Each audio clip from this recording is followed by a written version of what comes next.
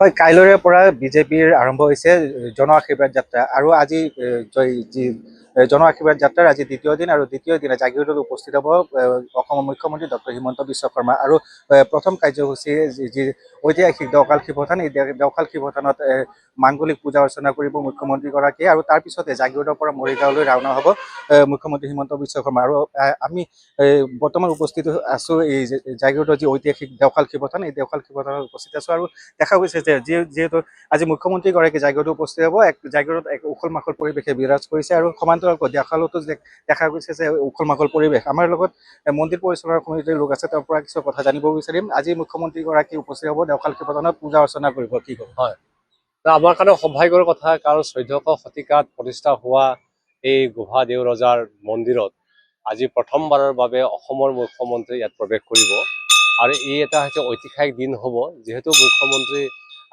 প্ৰথমবাৰৰ বাবে ইয়াত প্ৰৱেশ কৰিব, তাৰ কাৰণে আমি ঐতিহাসিক দিন আৰু আমাৰ কাৰণে সৌভাগ্যৰ কথা। আৰু ইতিমধ্যে আমি ৰাতিটো কাম কাজ কৰিছোঁ, ইয়াতে সকলোখিনি ব্যৱস্থাপনা ঠিক কৰি ৰাখিছোঁ আৰু তেখেতক আমি আদৰিবলৈ আমি সাজু হৈ আছোঁ। গোভা ৰজাৰ য'ত যেনেকুৱা আছে বা বিশেষসকল সকলোৱে আহি উপস্থিত হৈছে, আমাৰ পূজাৰীসকল উপস্থিত হৈছে। গতিকে আমাৰ কাৰণে যিখিনি আমাৰ নিশ্চিতভাৱে আমাৰ এই মন্দিৰত প্ৰৱেশ কৰি তেখেতে আমাৰ সমস্যাবিলাকক বুজ ল'ব আৰু আশীৰ্বাদ গ্ৰহণ কৰিব।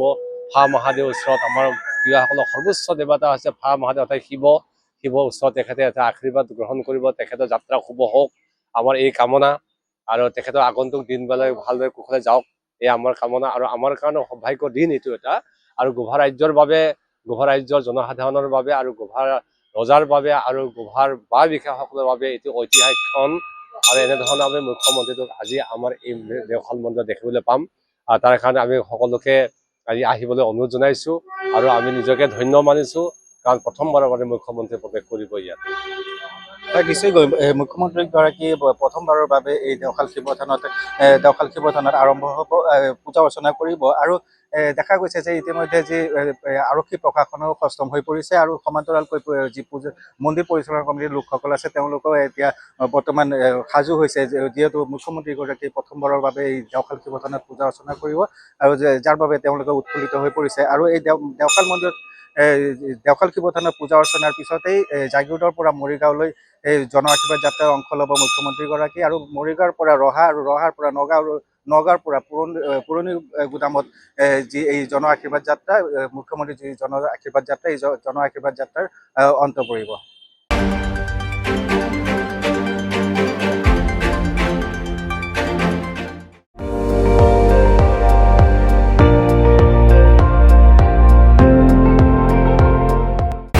আপুনি চাই আছে ND24, সৰ্বশ্ৰেষ্ঠ নহয় সৰ্বোত্তমৰ দৌৰত।